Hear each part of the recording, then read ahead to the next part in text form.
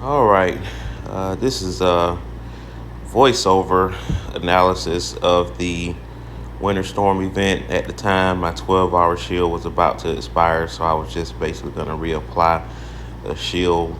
My intention was to probably use it again or fight before Buster is over, but I decided just to call it a day and just wait until reset because we got a big day tomorrow. So I went ahead and applied it there at the time, but I got a surplus, so it's no big deal.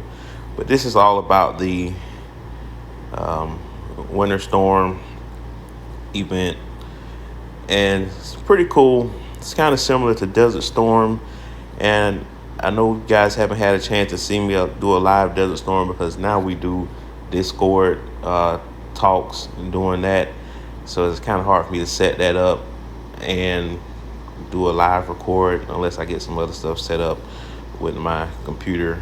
Got to get some more equipment. So, but this is very similar. I was trying to show the rules at that stage, but basically you got four buildings on the perimeter, and you got a middle building that opens up a couple minutes in. It's 10 minutes long, and the objective is to capture as many buildings as possible.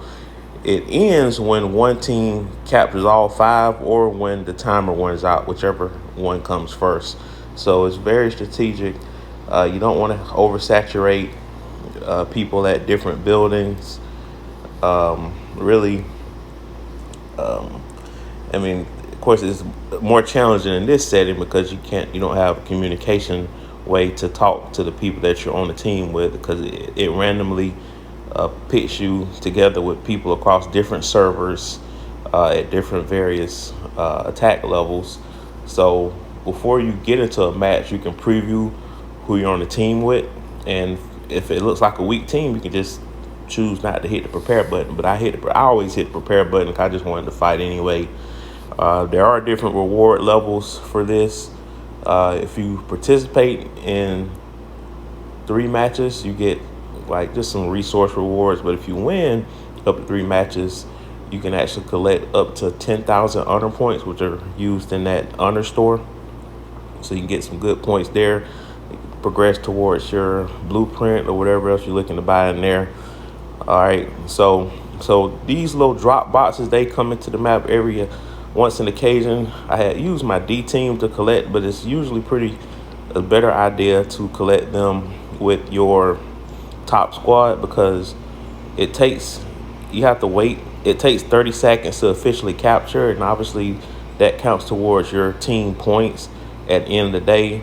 Like, and as you can see there's like a health meter. So whenever someone tries to attack you, it lets you know how much remaining health you have left, and vice versa. And it also shows the same for your base. Um, so maybe I have to see if they update that on Desert Storm. Because normally when someone attacks your base, it don't show how much health that's remaining from the reinforcements. So that kind of gives you an idea if they're going to take you down or not. Um, so it's different strategies. If you're a higher HQ, just like Desert Storm, it's probably a better idea to have your troops on the wall, so that way if people trying to attack you, they can't zero you off to the map. There's In Desert Storm, there are more people attacking your base to get you out of the way, but on here, because it's such limited time, it's actually a waste of time for people to try to attack you because, again, it's all about sticking and moving. If you look at that bottom left-hand corner, there's like a teleport icon.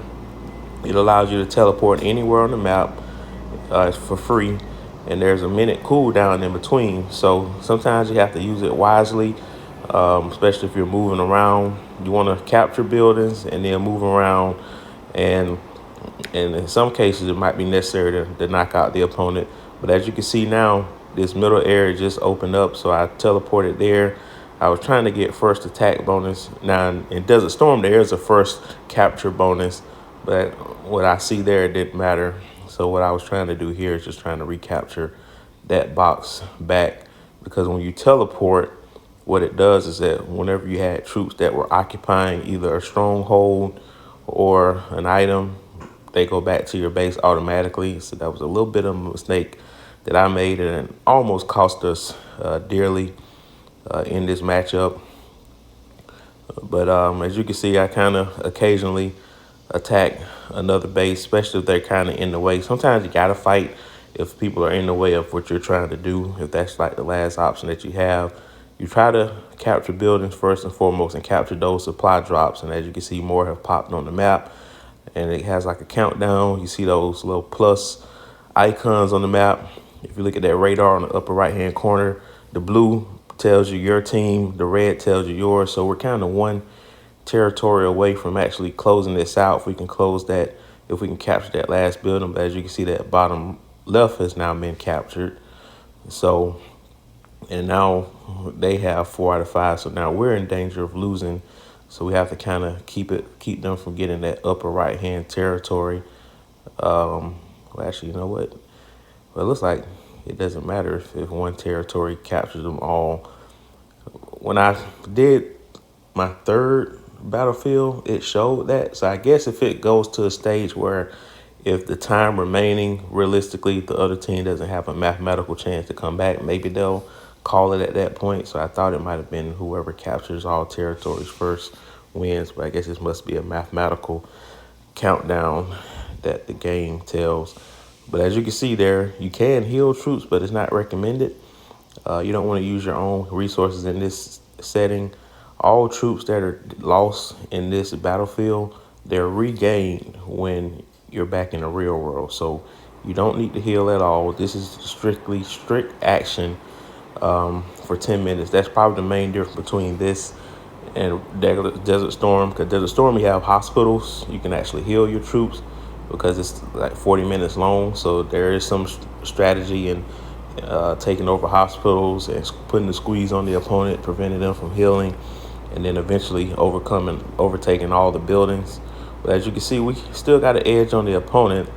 But then they started gaining back on us by gathering those boxes, and you see that box right there just gave them another 1,000 points.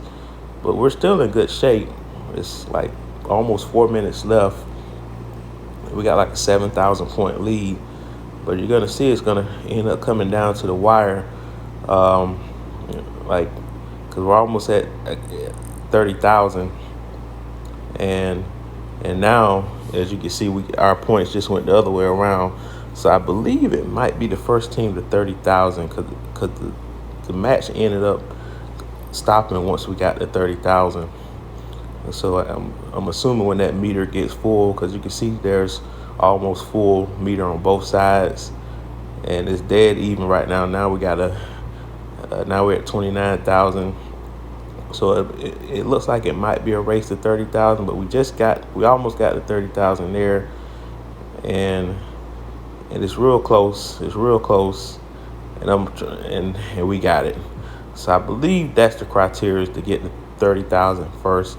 And so it was a really close match, but you can see those good rewards there. You get a level 3, you get some training speed up, some healing speed up, some honor points. That was just for one level, but again, if you win 3 matches, those you get more cumulative rewards. So it was 3,000, then 5,000, and I think the speed ups proportionally added up, or they were the same. But you do get participational rewards, as you can see there, 4 of each resource. So it doesn't hurt to try. So give it a try, guys. It's probably going to be a more permanent part in the game. So another way to get honor points for those that are short on those. But that'll do it. Like, share, comment, subscribe, and hit that bell notification. And let's enjoy the rest of the still shot in this video.